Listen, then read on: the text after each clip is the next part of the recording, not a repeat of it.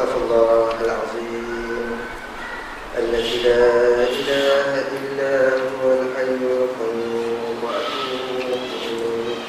استغفر الله العظيم الذي لا إله إلا هو الحي القيوم وأتوب إليه.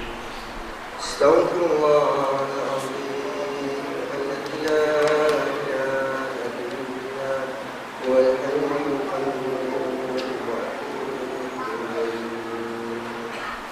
إلى حضرة النبي المصطفى رسول الله صلى الله عليه وسلم أهله وزوجته وأصحابه الكرام الفاتحة. أعوذ بالله من الشيطان الرجيم. بسم الله الرحمن الرحيم. الحمد لله رب العالمين الرحمن الرحيم مالك يوم الدين إياك نعبد وإياك نستعين اهدنا الصراط المستقيم صراط الذين أنعمت عليهم غير المغضوب عليهم ولا الضالين.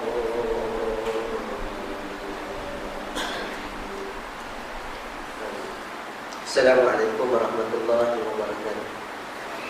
الحمد لله رب العالمين. أمسينا وأمسى الملك لله والحمد لله لا شريك له لا إله إلا هو إليه المصير. أمسينا على فكرة الإسلام وكلمة الإخلاص وعلى نبينا محمد صلى الله عليه وسلم وعلى ملة أبينا إبراهيم حنيفا وما كان من المشركين. رضينا بالله ربا وبالإسلام دينا وبمحمد نبيا ورسولا. سبحانك لا علم لنا إلا ما علمتنا إنك أنت العليم الحكيم. ولا حول ولا قوة إلا بالله العلي العظيم. ولا حول ولا قوة إلا بالله العلي العظيم. ولا حول ولا قوة إلا بالله العلي العظيم. أما بعد. فيا أيها المسلمون اتقوا الله أوصيكم وإياي بتقوى الله فقد فاز المتقون. قال الله تعالى في كتابه العزيز بعد أعوذ بالله من الشيطان الرجيم. يا أيها الذين آمنوا اتقوا الله حق تقاته ولا تموتن إلا وأنتم muslimun. Wahai orang yang beriman, bertakwalah kamu kepada Allah Subhanahu wa taala dengan sebenar-benar takwa dan janganlah kamu mati melainkan kamu mati dalam Islam. Barakallahu azim. Dihormati Pak Imam, Faisal Tafsir Surau, Tuan Haji, Tuan Hajah, para ahli ulama, muslimin muslimat, ibu-ibu, ayah-ayah yang dirahmati Allah Subhanahu wa taala. Alhamdulillah, bersama-sama kita merafakkan kesyukuran kehadirat Allah Subhanahu wa taala. Pada malam ini kita dapat bersama-sama kembali untuk berkongsi ilmu pengetahuan dalam kitab Mawaribun Najah di Hayat Doa, bahtera penyelamat dalam kehidupan para pendakwah. Yang pertemuan kita setiap bulan pada Isnin yang kedua.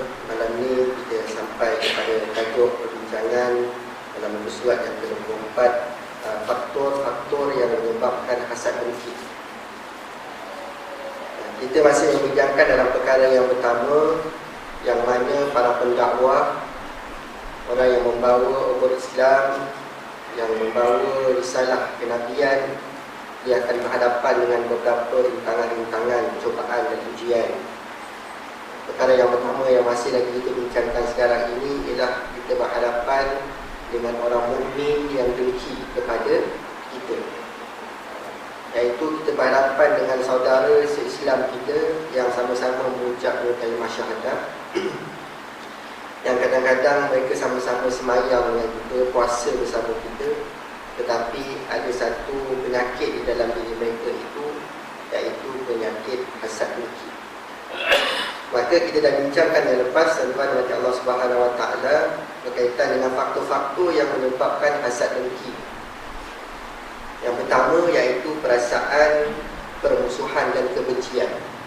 Timbulnya perasaan permusuhan dan kebencian kita sesama Islam ini yang menyebabkan salah satu faktor yang menyebabkan berlakunya hasad dengki.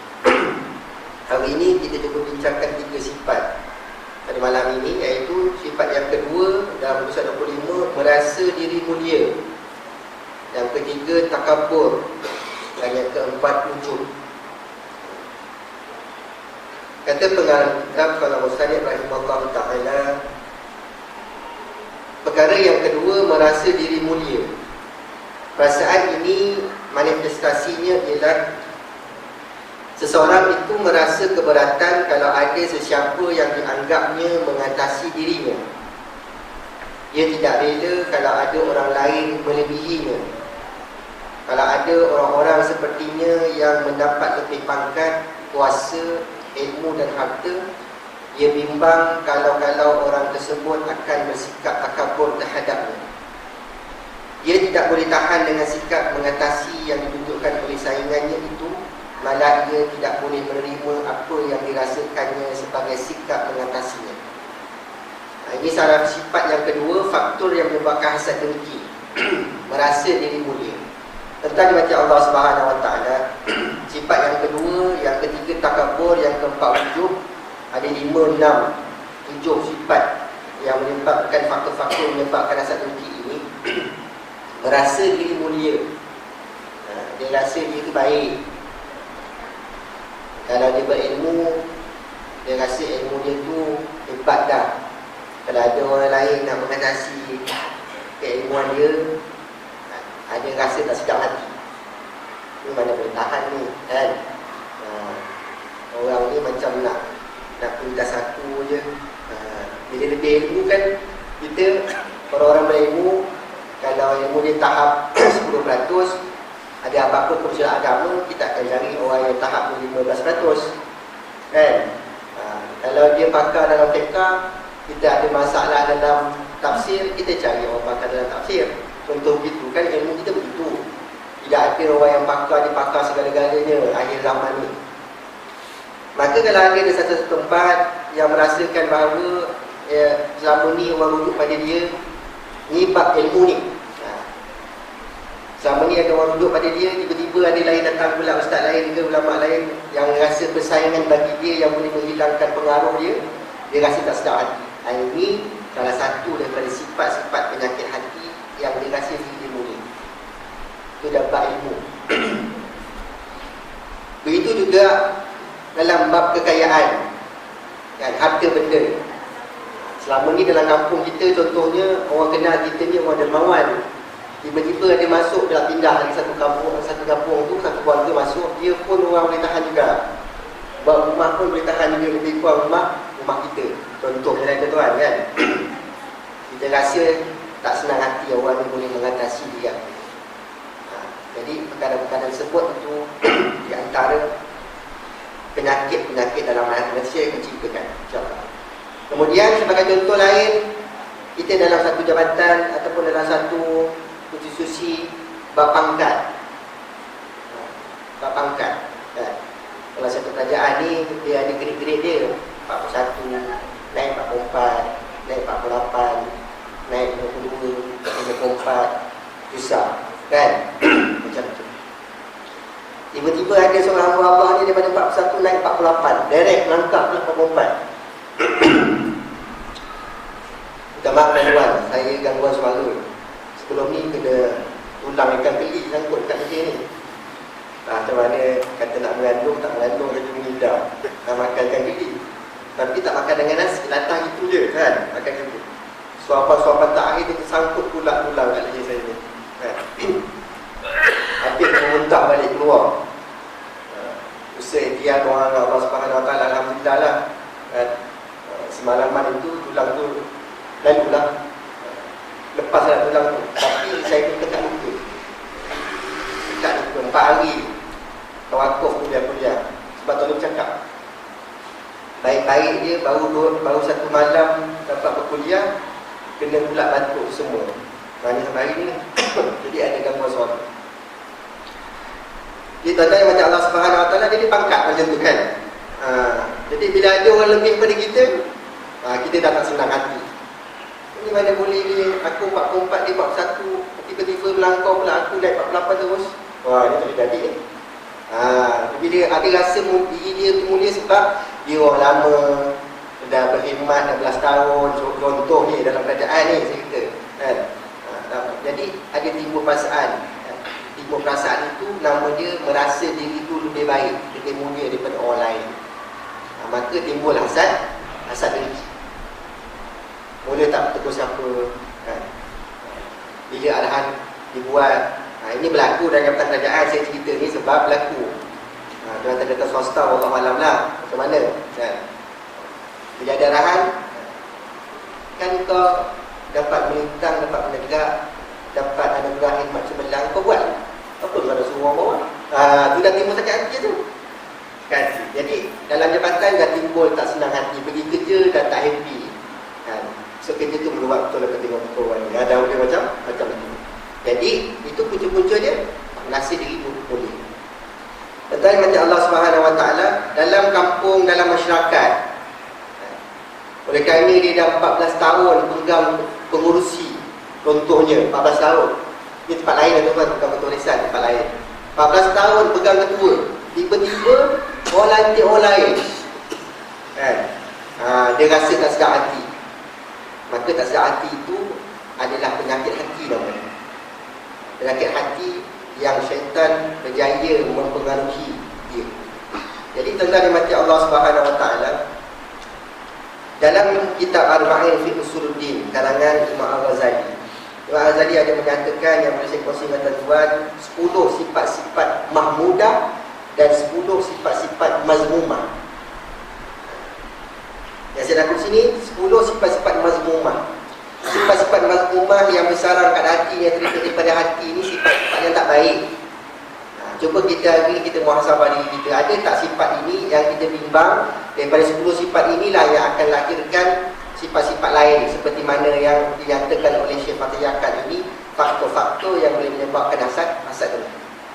Yang pertama, sifat-sifat mazmumah, kata Imam Al-Ghazali dalam kitab dia Arba'in fi Usuluddin, banyak makan. Banyak makan ni punya sifat mazmumah tuan-tuan. Hari ni tuan-tuan berapa kali makan? Hari ni sarapan pagi, lepas tu minum pagi. Sarapan dengan minum pagi lain. Sarapan pagi tu pukul 7, 7.30 sebelum pergi kerja kan. Ataupun lepas pagi sekat tu pergi sarapan dulu. Nanti pukul 10.30, pukul 11 lain. Kan makan tengah hari lain, minum petang lain. Balik kerja ni sebelum pergi kuliah ni, tuan-tuan datang makan lagi. Kan lepas malam lah, lapar pula pukul 11 malam kan. Pergi kedai makan lagi, ataupun buat kat rumah apa-apa makan. Banyak makan. Bila banyak makan itu, kata Imam Ghazali, salah satu daripada sifat-sifat mazmumah. Ni dah masuk bulan Jamil Akhir, 20 hari bulan ni, minggu depan hari Senin, masuk 1 Rejab. Kadang-kadang tuan-tuan kita puasa, boleh buat iftar dekat surau kita ni hari Senin minggu depan. Berapa bulan hari Senin minggu depan? Bersamaan dengan 1 Rejab, 20 hari bulan 20 hari bulan April, bersamaan dengan 1 Rejab. Hari Senin depan insyaAllah kita puasa sama-sama. Kita cuba kurangkan makan. Masuk Rejab, Syaban, kemudian masuk lagi bulan Ramadan. Jumpa lagi insyaAllah kita bulan Ramadan. Yang kedua, banyak cakap. Hari ni dah berapa ribu perkataan tuan-tuan cakap? Hari ni banyak nyamuk ada kan? Daripada saya semayang tadi nyamuk banyak. Saya dah kan, hilang musuh dah semayang. Nasib baik dia tak masuk hidung. Banyak cakap. Banyak cakap yang baik tak apa, banyak cakap yang tak baik pun masuk dalam sifat-sifat mazmumah. Kemudian banyak marah, ataupun suka marah, ataupun panas baran. Ni siapa depan saya ni yang ada sifat panas baran? Cuba angkat tangan. Alhamdulillah, jujur. Dia boleh hilang. Saya pernah jumpa seorang hamba Allah, dia memang panas baran. Balik kerja, dia kalau dia balik kerja, isteri dia lambat, dia hidang nasi, pinggan-pinggan terbang. Ada tak orang ketua risau tu? Ini kisah benar ni tuan-tuan. Isteri dia mengadu kat saya, macam mana lah Ustaz nak hilangkan panas baran suami saya ni, Allah Akbar. Saya sibuk dengan anak-anak, kadang-kadang dia balik tu tercepat pula 15 minit dia balik, mungkin tak jam agaknya kan. Saya lambat hidangkan makanan, jamuan makan petang untuk dia. Pinggan dah ada datang meja, lauk je belum sampai, dengan pinggan terbang. Itu tuan-tuan, panas baran tahap 8 tu nama dia. Jadi kalau apa-apa dia nak pergi kerja, isi dia, tak rosokkan baju dia, tak sediakan baju, tak sediakan seluar, tak sediakan seluar dalam, kan? Dengan baju-baju semua tumbang. Itu keadaannya. Itu kalau pukul sampai tangan kat badan di situ, dah biasa dah. Tapi nak ceritakan orang ni, bila dia menjinakkan diri dia dengan masjid, datang dengan kuliah, jaga sembahyang, selama hampir masuk tahun yang keempat, dia istiqamah sembahyang berjemaah dengan majlis ilmu, perasaan panas badan dia hilang sikit demi sikit. Sebab ada sebagian tu daripada syaitan, sifat mazmumah kan, sifat mazmumah. Jadi itu cara dia. Walaupun kita tahu kadang-kadang bila marah ni buku tak mudah kita bila marah dia masuk bilik air. Itu keadaannya. Nak tayamum lagi susah kan. Nak ambil wuduk tu. Itu boleh hilang dengan duduk dalam majlis ilmu, banyak istighfar dan sebagainya, insya-Allah. Sifat yang keempat kata Imam Al-Ghazali, hasad. Ini tadi yang kita bincang sekarang ni. Hasad, sifat mazmumah. Bakhil yang kelima. Bakhil, kedekut dan hidung masin. Betul ke hidung masin ni? Betul ada pernah rasa hidung tuan? Saya tak pernah rasa lagi. Dengar orang cakap dia tak hidung masin. Mungkin dia lah agaknya. Wallahualam. Bakhil, kedekut pun juga sifat mazmumah. Yang keenam, cintakan kemegahan, pangkat, harta, kedudukan, sukakan kemegahan. Yang ketujuh, cintakan dunia lebih daripada akhirat, sifat mazmumah. Yang ke-8, bangga diri. Ini ada dalam kita punya perbincangan malam ini. Yang ke-9, wujud. Yang ke-10, riak. Ini semua 10 sifat yang dinyatakan oleh Imam Al-Ghazali kepada kita, yang mudah-mudahan kita cuba muhasabah 10 sifat ni ada tak pada kita. Tadi yang kat tangan tu dah ada dah satu tu marah. Kan? Yang lain, banyak makan, banyak cakap, pemarah, hasad, bakhil, cintakan kemegahan, cintakan dunia, bangga diri, wujud dan riak. Ini kita muhasabah diri kita ni seperti mana yang dinyatakan oleh Imam Al-Ghazali, agar sifat-sifat mazmumah ini tidak bersarang dalam diri kita. Baik.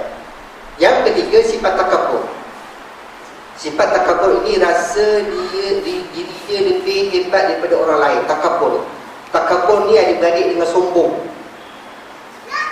Makhluk pertama dalam dunia ini yang takabur kepada Allah Subhanahu Wa Taala, Azazil, iblis. Yang mana Allah SWT perintahkan dia untuk sujud kepada Adam. Wa isqala rabbuka lil malaikati isjudu li adama fasajadu illa iblis aba wastakbara wa kana minal kafirin. Ini makhluk yang pertama yang sombong, takabur kepada Allah, iaitu iblis, nama dia Azazil. Ada tak orang bertulisan nama Azazil? Pokok tuan-tuan pernah terdengar. Kena nasihatkan dia tukar nama tu pergi pejabat pendaftaran dengan nama Azazil kan.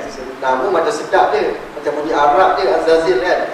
Rupa-rupanya nama syaitan, iblis yang takabur. Walaupun telah 1000 tahun dia taat tunduk pada Allah Subhanahu Wa Taala. Dia kata halaqtahu min nar, aku diciptakan dari halaqtani minan nar, aku dicipta daripada api. Sedangkan Adam halaqtahu min tin, dicipta daripada tanah, maka aku lebih mulia. Merasa diri mulia, maka dia akan jadi sifat takabur. Ini syaitan. Sebab itu dia berikrar dengan Allah Subhanahu Wa Taala akan rosakkan anak-anak Adam ini agar mereka sama macam dia masuk neraka Allah Subhanahu Wa Taala. Dia ditimpa dengan kehinaan, kafir, wa kana minal kafirin. Dan dia ditimpa juga kehinaan dengan dicampakkan ke dalam neraka Allah Subhanahu Wa Taala dalam keadaan yang hina. Tuan-tuan di mata Allah Subhanahu Wa Taala, sifat takabur dan sombong ini merupakan penyakit hati. Penyakit hati yang kadang-kadang kita tak perasan. Nabi kata sallallahu alaihi wasallam, dianggap sebagai takabur itu ialah bila mana dia menolak apa yang benar dan menganggap hina pada orang lain. Hadis riwayat Muslim. Dianggap takabur dan sombong itu apabila dia menolak kebenaran. Apapun yang sampai kepada kita, benda tu benar, tapi oleh kerana yang nyampaikan kepada kita itu kita ada problem hati, tak terima terima yang beri nasihat orang muda yang terima nasihat orang tua sebagai contoh. Maka orang tua susah nak terima nasihat walaupun dia tahu itu benar. Tapi ketika sampai kebenaran dia tolak kebenaran, sudah dianggap dia sebagai seorang yang sombong dan takabur. Wa'iyyazubillah. Dan sebab itu perlunya ada majlis ilmu. Ilmu-ilmu ini mendidik diri kita agar membuang rasa ego, rasa sombong dalam diri ini, lebih-lebih lagi menolak kebenaran. Hari ini berapa ramai orang yang menolak kebenaran Islam. Dia kata dia beriman kepada Allah, dia kata dia sembah Allah, dia kata dia umat Nabi Muhammad SAW, tapi dia menolak kebenaran apa yang ada dalam Al-Quran. Dia menolak kebenaran apa yang ada dalam hadis Nabi SAW. Ini yang paling kita bimbang tuan-tuan dengan Allah Subhanahu Wa Taala. Dalam isu-isu masa hari ini pun, kalau kita rasa hukum syariat Allah Subhanahu Wa Taala itu tidak sesuai dibuat, ada hukum lain yang lebih baik, kita lebih menghormati orang-orang kafir daripada kita menghormati orang-orang yang beriman sesama kita, ini semua akan merosakkan kita punya hati kita ini dengan sifat-sifat yang bahawa kita ini menolak kebenaran. Oleh kerana kita problem dengan kawan kita, saudara-saudara Islam kita itu, apa yang dia cakap benar semua kita tolak. Maka itu sudah memulai dianggap sebagai takabur, kata Nabi SAW, apabila kita menolak kebenaran. Dalam sabda Nabi SAW yang lain, kata Nabi SAW, takabur itu meninggalkan kebenaran dan engkau mengambil selain kebenaran. Engkau melihat orang lain pada pandangan bahawa kehormatannya tidak sama dengan kehormatanmu, darahnya tidak sama dengan darahmu. Ini kita pandang ini pada orang lain juga dikatakan sebagai takabur. Jadi saya kongsi dengan tuan-tuan beberapa hadis Nabi SAW, hadis sahih yang menjelaskan kepada kita tentang larangan-larangan agar kita tidak bersifat dengan sifat takabur. Apa kata dalam kitab ini? Jelasnya seseorang itu mempunyai watak membesarkan diri terhadap orang lain, selalu memperkecilkan dan memperhambakan seseorang. Ia menganggapkan seseorang itu membantuinya. Apabila orang berkenaan menerima atau memperolehi suatu punya itu, khawatir kalau orang itu tidak lagi dapat merelakan kemudahannya, keperluan. Akhirnya orang yang telah mendapat punya tersebut akan enggan mengikutinya, atau boleh jadi ia menganggap orang tersebut akan cuba pula untuk menyayanginya. Ini tuan-tuan yang Allah SWT, salah satu daripada penyakit-penyakit hati yang menyebabkan kita ini ditolak oleh Allah SWT di dalam neraka Allah SWT, dicampakkan oleh Allah SWT dalam neraka Allah SWT kalau mati kita mati yang tidak sempat taubat kepada Allah SWT. Takabur ni sama dengan masa diri mulia. Dia ada beberapa yang dijelaskan oleh para ulama, beberapa kategori-kategori yang menyebabkan orang itu sombong dan takabur. Antaranya yang pertama ialah kerana keilmuan yang saya dah ceritakan tadi. Yang kedua kerana ibadah. Ini hati-hati, kita ni, saya dan tuan-tuan ni semua ahli ibadah. Ahli ibadah, yang datang sembahyang jemaah, jaga solat dan sebagainya, ahli ibadah. Maka apabila kita tengok jiran kita ke, sahabat kita ke yang tidak datang ke masjid, hati-hati. Syaitan dia mudah dia gelincirkan kita punya iman. Kau tengok tu, kau tiap hari pergi surau, tengok kuliah. Jiran kau tu apalah nak jadi datang pula. Kita pun rasa, betul juga apalah jiran aku. Tu jadi macam aku, habis. Tu kegelinciran. Kegelinciran yang dinyatakan oleh para ulama, 7 perkara yang mendapat kehinaan yang di mereka itu dilaknat oleh Allah Subhanahu Wa Taala. 7 sifat mazmumah, punca-punca menjadi takabur dan sombong ini yang mereka itu dilaknat oleh Allah Subhanahu Wa Taala. Yang pertama tadi ilmu. Dia bangga dengan ilmu dia. Tak kisahlah ilmu dunia ke ilmu akhirat. Ilmu dunia mungkin dia pakar dalam bidang-bidang tertentu. Dia pakar perundangan, dia pakar kedoktoran, engineer, pakar perubatan dan sebagainya. Maka dia rasa bangga.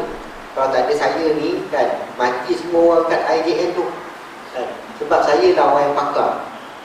Dirujuk pada saya lah pakar. Kalau dia ada beranggapan begitu, habis. Kat Malaysia ni kalau tak ada saya yang menjaga perundangan perlembagaan Malaysia ni, habis Malaysia ni kan, buat perangai perlembagaan dia. Dia keadaan. Jadi dia boleh merosakkan iman kita. Itu bab ilmu, sama ada ilmu dunia apatah lagi ilmu akhirat. Yang kedua tadi bab ibadah.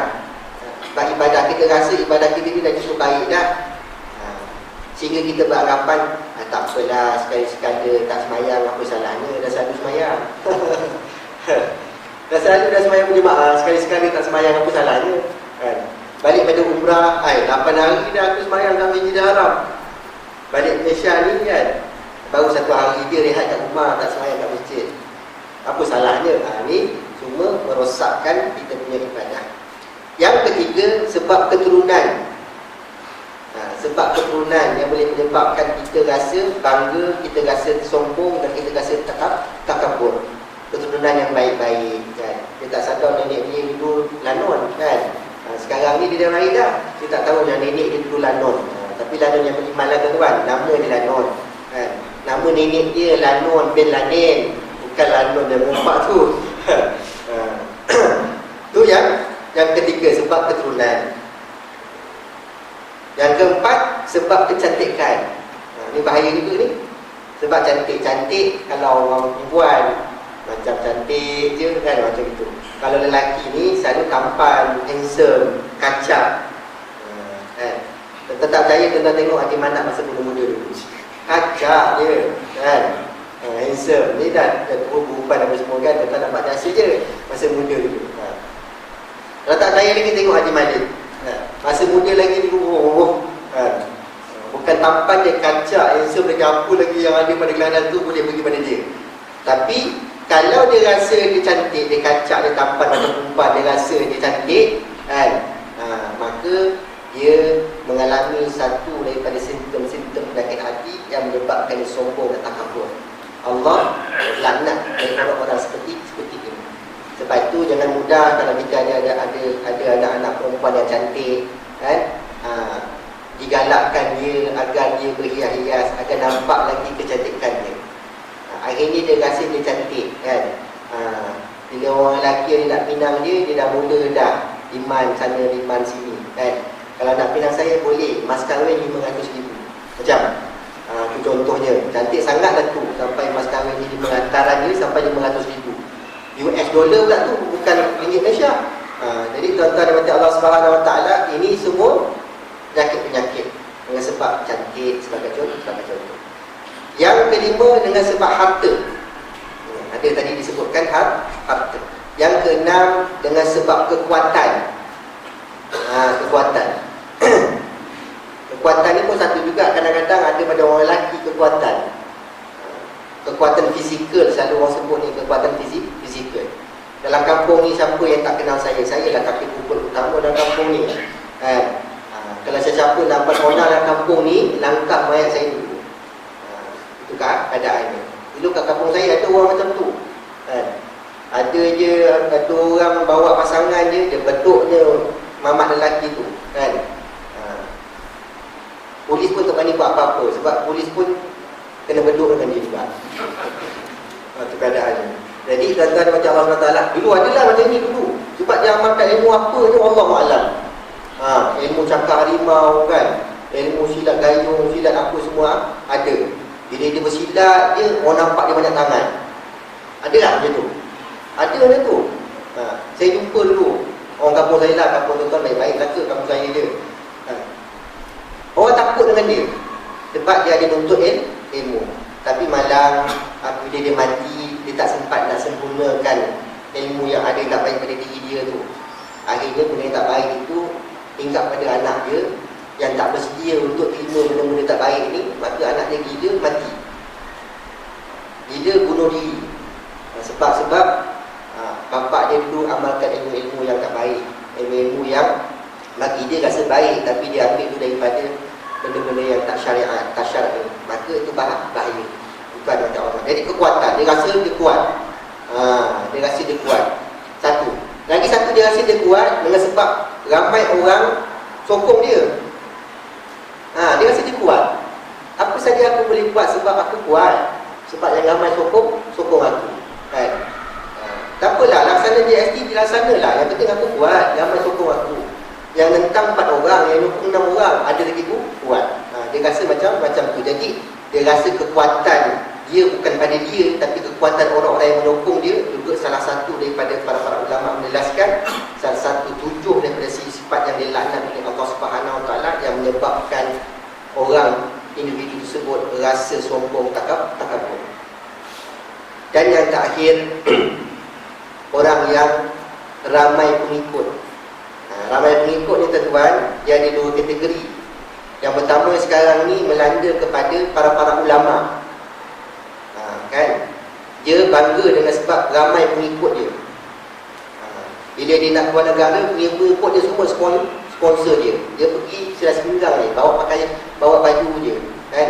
Dekat luar negara pun orang dah bukan pakai pakaian dia. Maka dia rasa bangga dengan sebab ramai pengikut dia. Ramai pengikut yang depend dia. Kita bukan Nabi. Kalau dia bangga, kalau dia tak bangga, tak apa. Alhamdulillah, bagus. Sebab dengan keilmuan dia, dengan kewarakan dia, kan, dan sebagainya, kita pun ikut dia. Itu tak masalah. Yang masalahnya ramai pengikut. Yang mengikut tu, tuan dia tu rasa bangga. Itu dia ramai pengikut. Tengok orang sana tak ramai. Ustaz-ustaz berkuliah contohnya kan. Ustaz-ustaz berkuliah. Time ustaz berkuliah tak ramai pula dengar. Time aku kuliah penuh masjid orang datang dengar. Dia rasa pula dia bangga. Ini berlaku tuan-tuan macam orang sebab selalu kita nasihatkan sahabat-sahabat kita, kawan-kawan saya yang biasa berkuliah ni, kita ada perjumpaan bulanan, kan, setahun 3-4 kali kita jumpa muhasabah. Apa dakwah yang kamu buat? Kamu buat apa? Kan? Dakwah kamu sampaikan berapa ramai dah sekarang orang faham Islam. Itu keadaannya. Bagi orang yang nak bermuhasabah, maka kita muhasabah ini. Ramai pengikut. Yang kedua, faktor ramai pengikut, ya, ia disebut sokongan-sokongan politik. Orang-orang tertentu ikut dia ramai. Dia rasa dia hebat dengan sebab ramai orang ikut dia.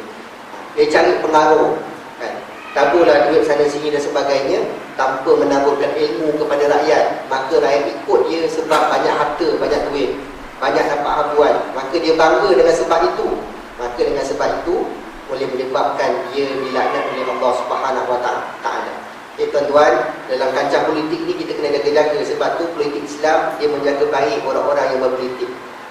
Kadang-kadang kita jaga bangga sebab kita menang pilihan raya, majoriti 40,000. Ni dulu masa saya dekat Pontian, Johor dulu tuan-tuan, masa saya belajar dulu, majoriti dalam kampung kat Pontian tu, majoriti dia yang duduk situ orang Melayu Islam, kan, orang Islam. Dia majoriti dia menang sampai 40,000 undi. Sampai dia pelikirkan, alah kau sampai hilang wang pertaruhan, nak tanya aku, tak payahlah, tak payah. Sama macam itu. Lepas tu dia gunakan kuasa suku hati dia gunakan kuasa dia yang mana dia rasa dia dapat majoriti yang banyak. Ini semuanya penyakit-penyakit hati. Penyakit-penyakit hati sebab tak dinding diri dia dengan ilmu. Ini yang kata para ulama sepakat mengatakan bahawa antara faktor-faktor yang menyebabkan 7 perkara yang menyebabkan dia takabur dan sombong yang dilaknat oleh Allah Subhanahu Wa Taala adalah dengan sebab keilmuan dia, dengan sebab ibadah dia, dengan sebab keturunan dia, dengan sebab kecantikan dia, dengan sebab hartawan dia, dengan sebab kekuatan yang ada fizikal dia, dan juga dengan ramai pengikut yang menyebabkan dia rasa takabur pada diri. Tentu dimati Allah Subhanahu Wa Taala. Tapi Nabi SAW, tahukah kamu orang yang gila sebenarnya? Nabi tanya, tahukah kamu siapa orang yang gila sebenarnya? Kata Nabi SAW, orang yang gila ialah orang yang berjalan dengan takbur, memandang rendah pada orang lain. Ini yang Allah Ta'ala sokong. Sabda Nabi SAW, yang ada sahih Nabi SAW, wala tusaqir khaddaka linnas walam tamshi fil ardi maraha. Kata Nabi, jangan kamu berjalan dengan memalingkan muka kamu kepada orang-orang, dan kamu berjalan dengan sombong. Ini Allah tegak kita, larang kita daripada kita berjalan dengan takbur. Satu orang yang berjalan dengan takbur ni, para ulama guru saya dulu tunjuk contoh. Kalau jalan dengan takbur, dia jalan berdada, kan, dongak jalan gitu tuan. Kalau saya beri contoh jalan berdada, itu keadaan dia. Kan Nabi dah tunjukkan contoh Nabi jalan macam mana, tapi dia berjalan berdada, menongak tak. Itu cara jalan orang yang sombong. Begitu juga orang perempuan berjalan dengan mendada, tak elok jadi isteri. Tapi kalau dah jodoh nak macam mana, kan? Betulkan je lah, tak elok bagi orang. Sebab tu kita kena latih anak-anak gadis kita berjalan, dia berjalan sebagai seorang muslimah, kan? Jangan biasakan jalan dengan mendada kepala tongak ke atas. Itu cara orang berjalan dengan jalan yang sombong. Maka kata Nabi SAW, dan jangan memandang rendah pada orang lain. Kita rasa segala-galanya. Bila ada orang minta sedekah, kita pandang dengan hina orang yang minta sedekah. Saya selalu ada tulisan kasyar ni, kan ada budak yang minta sedekah, budak anak yatim kata dia. Saya pernah usir sekali tu, saya tanggalkan kopiah saya. Masa tu saya pakai t-shirt, kalau pakai jubah ni segan juga dapat pengair macam tu. Saja nak uji. Dia datang, cik, saya ni ada ni apa ni, kalau nak sumbang ni, sumbangan yatim. Ya ke dia? Sekejap abang isi, habiskan isi minyak kereta. Lepas habis isi minyak kereta, adik boleh tak ikut abang sekejap? Abang boleh beli semua sekali dalam beg tu, tapi kena ikut abang lah naik kereta. Tua lagi tu tuan. Tua lagi dia tinggal kan. Pandang budak dia takut kan. Tapi bukan yang anti tu nak usik dia gitu. Tak, dia nak uji dia. Sebab kesian anak budak-budak perempuan tu 10.30 malam tu masih lagi kat Syar tu. Cuba saya tuan tanya kan. Tanya. Kalau sekadar saya kalau pakai jubah ni untuk isi minyak, dia datang, macam mana pun saya ulur dia tuan kan. Itu bagus dia pakai jubah ni. Dia kasi kita tawaduk sikit. Tu keadaannya kan. Dia tengok berkopiah, berserban macam ni kan. Dekat tu, kalau aku datang kat pakcik ni takkan tak dapat kata dia kan. Pakcik ni mesti ada orang alim, orang ilmu macam dia. Dia tak nak RM5 keluar juga kan. Bila masuk tu dah nampak dia ada tu, memang saya buka beg duit, saya masuk di kocik, saya buy dia RM5 tu tuan kan. Tak rugi pun, tak bawa apa-apa pun kita ni. Bagi RM5 dah adik, ni untuk duit makan. Dah, dia pun diam, dia tak cakap apa-apa kan. Kita sedekah pada dia. Tapi pengalaman ada sekali saya buat tu, dek, jom ikut abang sekejap kan. Dia tu lagi tak cakap apa-apa pun. Saya rasa kesian anak-anak tak ada masalah usia dia nak kutip derma tu tempat. Tapi kalau sampai pukul 10.30 malam, hari tu saya jumpa babang ni bukan kat sini, kat mana saya jumpa? Dekat Dengkil, Shell Dengkil tu kan. Pun gitu juga, dia dah duduk dan melepek dekat tong minyak tu. Nampak saya masuk, saya pakai macam ni kan, malam tu bangun ada juga datang, Assalamualaikum makcik, itu dia dekat kita. Macam tu lah cara dia. Kesian, kita tengok dia kesian kadang macam tu. Tapi Islam kita jangan pandang hina. Jangan pandang hina. Sebab itu tuan-tuan, masjid kita ni, semua kita ni, jadi tumpuan sekarang ni, orang ramai datang minta sumbangan. Kita raikan juga. Saya pun nak tambahkan sekejap lagi 5 minit azan insya-Allah tuan-tuan.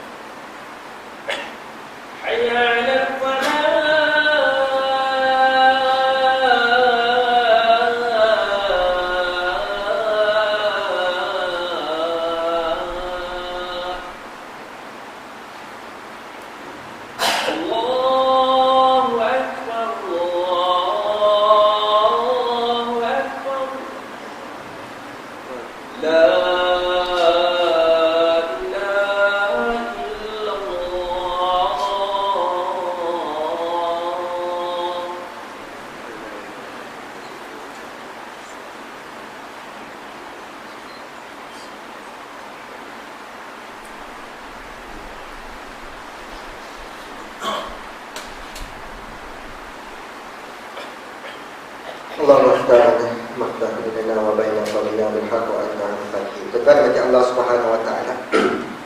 Jadi jangan kita pandang rendah pada orang-orang yang seperti itu. Sebab dia mendidik diri kita agar kalau kita ni beragama, kita beriman kepada Allah Subhanahu wa taala, maka kita tidak dibenarkan untuk memandang manusia dengan pandangan yang hina.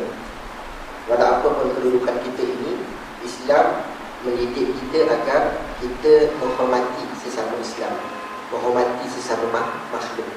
Tentu Islam mendidik kita begitu. Itu tuan-tuan macam Allah Subhanahu wa taala. Maka dalam keadaan kita hari ini, walaupun kita tak beri umur ketua datang minta sumbangan dekat surau kita ni, kan? Walaupun kita tak umumkan ada sumbangan dan sebagainya, sebab hari ini banyak berlaku penipuan-penipuan. Banyak berlaku penipuan-penipuan. Yang lebih malang tu, orang yang datang Masjid Putra, dia juga datang dekat Putra Warisan. Tapi mungkin ada yang ketika-ketika dia datang tu saya tak ada, kan? Bila Ustaz Afif beritahu ada orang datang, rupanya dia pernah datang juga nak buat penipuan dekat Putrajaya. Dia pergi ke Bangi, dia pandai, dia pergi surau-surau yang besar-besar. Dia pergi pada solat Jumaat tu 7-8 ribu, kan? Dia pergi ke surau kat Bangi pun ada 2-3 surau yang dia buat kutipan sumbangan. Antaranya tu tuan-tuan yang depan ni pernah datang kat kita tu, yang dia minta sumbangan anak dia buta, drill tu, kan? Nak pergi kan daripada musim tu. Tuan-tuan tak percaya, tanya pensyarah saya, Ustaz Dr. Iwan apa semua, kan? Telefon musim tu tanya, ada tak nama sebulan ni daftar musim? Tak ada, bohong je. Tapi tak apa, rezeki dia nak datang ke tulisan dia dapat lah, kan?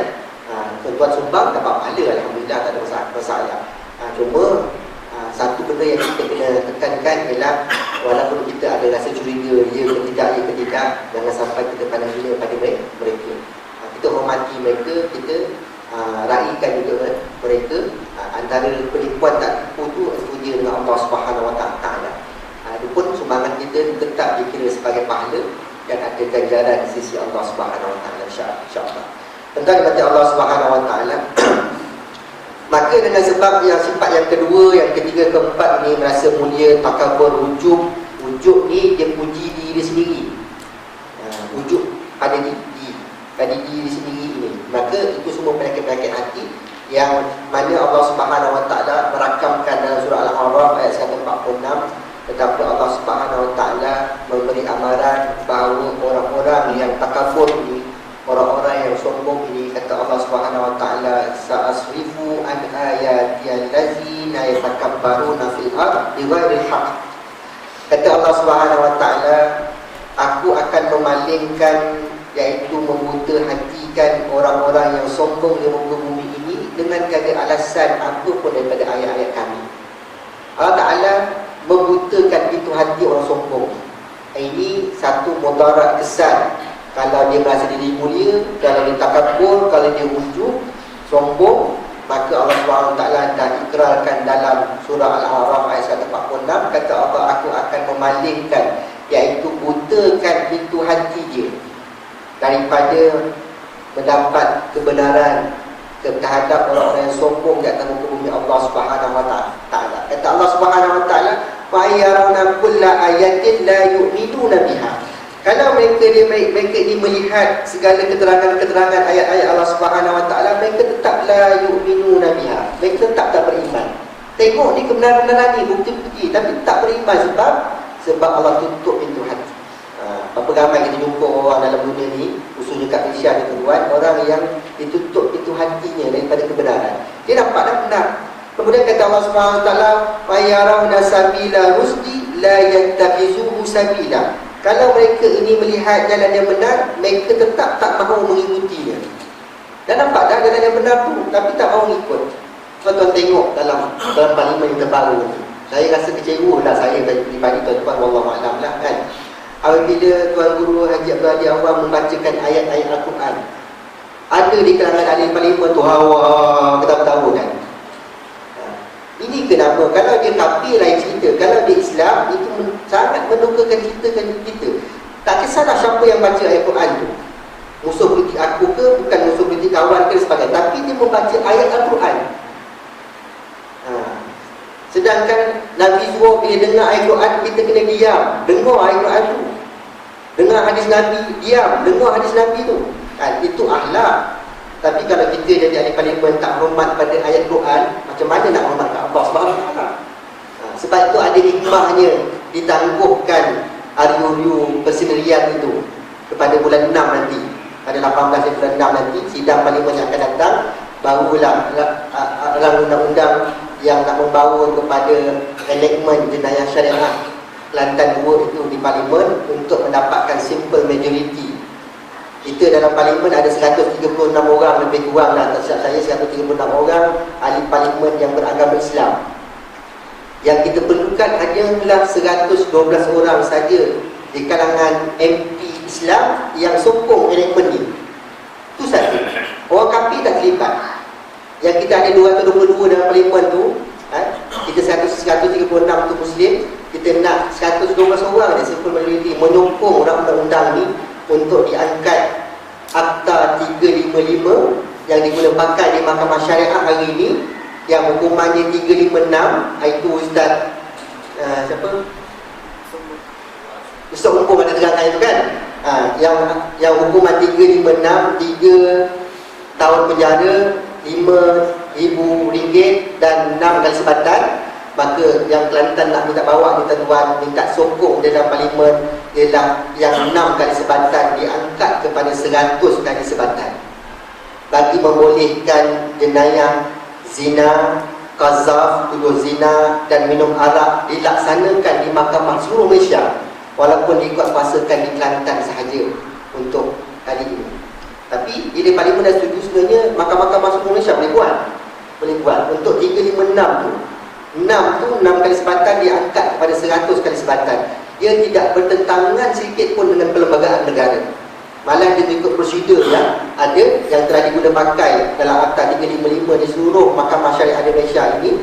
Akta 355 itu yang membawa hukuman 356, iaitu 3 tahun penjara, RM5,000 6 kali sebatan.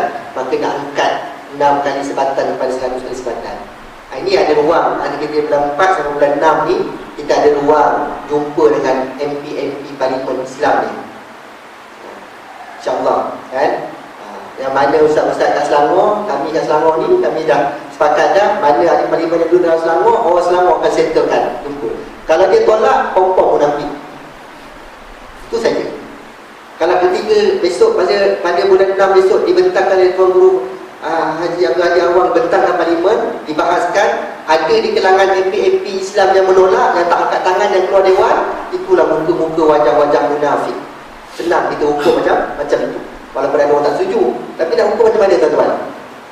Dia Islam mengucap dua kalimah syahadah. Yang dibuat bentang ni adalah hukum Allah, bukan hukum manusia. Tiba-tiba dia tentang. Semalam ada seorang wakil jumpa saya, orang kecil kan. Dia kata, Ustaz, kalau orang kafir tolak, saya tak heran Ustaz. Yang saya bimbang ni ahli parlimen dari kalangan PKR dan PAS yang tolak, kata dia. Saya cukup bimbang. Kata dia, sabar Haji, kata saya cakap dengan dia, Haji boleh buat solat hajat tiap-tiap malam.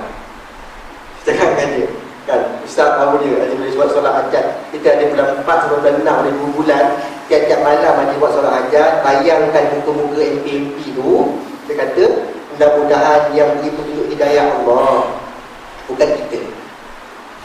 Yang beri petunjuk hidayah tu Allah. Tugas kita, kalau di Selangor ni, kita akan jumpa di parlimen dalam Selangor, seluruh Selangor, dia orang kita akan jumpa, kita akan terangkan pada dia. Dan kita minta declare dia setuju atau tidak, itu saja. Sebelum sampai parlimen bulan 6 nanti. Setuju atau tidak? Itu saja kan. Kalau dia kata setuju, kita dah ada bukti besok kat dalam parlimen dan angkat tangan ke tidak? Itu saja. Kalau nak ubah perlembagaan memang susah, sebab perlukan majoriti 2/3. Kan, kita akan ada. Wallahu a'lam. Tuan-tuan pun dah faham, alhamdulillah, semua mengangguk belaka ni faham betul kan. Jangan ada dalam ketulisan yang bentang ni pula, itu masalah. Muskilah lah iman dia, dan muskilah lah dia punya akidah dia kalau dia menentang. Tuan-tuan baca Allah Ta'ala, maka jangan sampai jadi dalam surah Al-A'raf ni ayat 146 Allah Ta'ala kata apa? Kalau dia dah melihat jalan benar dah, mereka tetap tidak mahu mengikutinya. Ni masalah. Zalika bi annahum kazzabu bi ayatina wa kanu anha ghafilin. Kata Allah Subhanahu wa taala, demikianlah kerana mereka mendustakan ayat-ayat kami dan mereka lalai daripada memahaminya. Allah butakan pintu hati dia, walaupun dia nampak kebenaran depan mata dia. Wa'iyyazubillah. Ini bukan kerja manusia, ini kerja Tuhan yang menciptakan kita. Maka kita kena berhati-hati. Sebab itu tuan-tuan dan Allah Subhanahu Wa Taala, sebagai penutup pada malam ini, kita akan sambung nanti akan datang kali kelima, ke-6 dan ke-7 dalam episod yang ke-26. Untuk malam ini saja, bagi kita mengelakkan diri kita daripada merasa mulia, takabur dan wujud ini, kita selalu kena bermuhasabah dengan Allah. Kita kan orang yang sembahyang, yang meletakkan dahi ini di kaki, di tempat kaki kita sujud pada Allah Subhanahu Wa Taala. Maka selalulah kita bermuhasabah kepada Allah. Memperbanyakkanlah istighfar kita kepada Allah Subhanahu Wa Taala. Selalu saya ingatkan diri saya, di mana-mana pun. Hari ini dah masuk dah pukul 9 malam ni tuan-tuan, kan? Dah hampir 24 jam dah hidup kita sehari semalam ni. Istighfar kita kan pada Allah macam mana? Cukup dah 100 hari istighfar dengan khusyuk, minta pada Allah ampunkan dosa kita. Bukan semestinya kita ngadak kiblat, kan? Bila-bila masa dalam kita pun boleh istighfar, atas motor pun boleh istighfar. Yang penting khusyuk hati itu minta ampun pada Allah Subhanahu Wa Taala sebab dosa kita banyak. Kita timbang dengan sebab dosa kita itulah kita kadang-kadang rasa diri kita mulia. Dengan dosa itulah kadang-kadang kita takabur sombong pada Allah Subhanahu Wa Taala, sombong sesama manusia, kan? Jangan jadi macam musang. Saya tutup malam ni dengan cerita musang. Musang ni salah satu daripada sifat antara binatang yang ada sifat sombong. Sebab dia hebat, berada di pokok-pokok terbang-terbang turun, kan? Dia kata, binatang-binatang lain mana boleh buat, kata dia. Gajah, tak payah lah, harap besar dia, kata dia. Pada pokok pun tak boleh. Kata musang, kan? Tengok macam aku tidur pun di puncak pokok, tak gantung, kata dia. Kan? Dengan kesombongan dia bercakap sama binatang-binatang tu. Bahasa dia, binatang-binatang tu faham, tuan tak faham, saya tak faham, kan? Itu bahasa-bahasa dia, saya olah dia. Maka satu hari, kan, dalam perkembangan musang itu dilanda kemarau dan buah-buahan merunduk, buah-buahan tak ada. Jadi musang ni tak boleh kelaparan, dah beberapa hari tak makan, lapar. Tapi dia nak jatuhkan diri dia tu, nak berkongsi dengan binatang-binatang lain. Kita kongsilah makan, kau dapat buah apple, kita kongsi separuh-separuh, boleh, kan? Tentu binatang lain tak nak, sebab kau makhluk yang sombong. Bila keadaan darurat sekarang ni, kau nak ngending-ngending pula kita orang, mana boleh, kata binatang lain. Jadi dia mengekalkan kesombongan dia tu dah ke pokok. Dalam keadaan kelaparan itu, dia nampak kura-kura naik daripada sungai. Kura-kura naik, kan? Dia kata, wah, ni ada can aku makan kura-kura ni, cantik kura-kura ni, kata dia, kan? Bulat gitu. Dia pun turun, dia pun terkam kura-kura tu. Dia pun gigit kulit kura-kura yang keras tu. Gigit-gigit tak boleh keras, kan? Orang tak pernah belajar sombong, gigit tak boleh. Kata kura-kura tu, kan, kau tak boleh gigit kulit aku keras, tapi kalau kau nak makan juga kulit aku boleh. Aku kena gendam dulu kulit aku dalam air, nanti dia lembut, kau boleh makan. Okey, kata dia. Dia pun ikut kura-kura tu pergi duduk dalam, masuk balik dalam sungai. Sampai dalam sungai, kura-kura tu tenggelam, kan? Kata kura-kura, pada dalam kau, wahai musang, sombong sangat, mampus dalam kau dalam air. Kan? Jadi musang mati dalam kesombongan. Mati dalam kesombongan sebab tak pernah belajar. Dia tahu dah kulit kura-kura keras, tapi dia tak pernah belajar tentang kehidupan alam, ciptaan Allah Subhanahu Wa Taala. Hari ni dia nak makan juga kulit kura-kura, sebab kura-kura dia boleh masukkan kepala dia dalam tubuh dia tu, kan? Masukkan, dia gigit kulit tak tahan. Maka kura-kura tu kata, kesian musang ni. Dia pun cakap dengan musang-musang, kalau kau nak makan juga kulit aku boleh, biar aku turun dalam air, nanti gendam dalam air, dia lembut, kau makan. Rupanya dia ikut juga dalam air, dia tenggelam, matilah musang itu dalam kesombongan. Kita jangan jadi macam musang, tuan-tuan. Apatah lagi musang bersungguh ayam. Ada? Allah Ta'ala bersawab yang baik daripada Allah Subhanahu Wa Taala dan lemah daripada kelemahan diri saya sendiri. Dengan Allah Subhanahu Wa Taala kita akan jumpa pada masa akan datang. Adalah sama-sama kita beristighfar, memohon keampunan kepada Allah.